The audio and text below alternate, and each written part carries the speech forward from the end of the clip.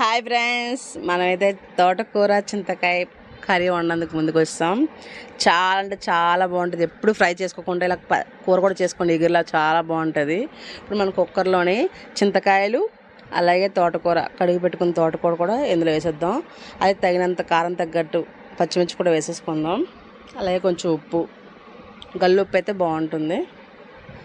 అలాగే కొంచెం అర గ్లాస్ అంత వాటర్ వేయాలి చాలు. ఒక 5-6 విజిల్ రానిచ్చేస్తే చాలా బాగా మగ్గిపోతుంది. చూసారా, కొంచెం వాటర్ ఉంది కదా, బాగా మగ్గిపోయింది.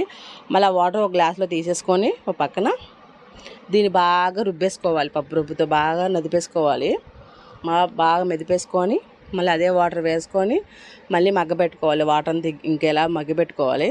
మగ్గబెట్టుకొని ఇంకేంటి, ఎల్లుల్లిపాయ, ఎండుమిరపకాయలు, జీలకర్ర అలాగే కరివేపాకు వేసుకొని చక్కగా తాలింపు వేసుకోవాలి.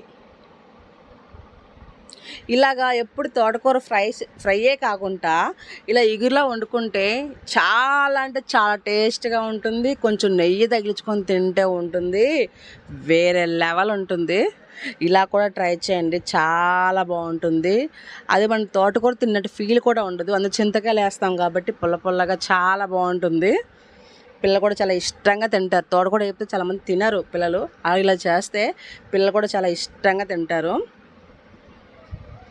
తాలింపు పెట్టుకున్న తర్వాత ఇంకేంటి, వేడివేడి అన్నంలోని ఈ చింతకాయ తోటకూర కలిపి వండిన కూర వేడివేడిగా వేసుకొని అలా తింటుంటే పుల్ల పుల్లగా కారం కారంగా అబ్బబ్బబ్బా ఏం లెవెల్ ఉంటుందంటే దాని లెవెలే వేరబ్బా. టేస్ట్ సూపర్ అంటే సూపర్ ఉంటుంది.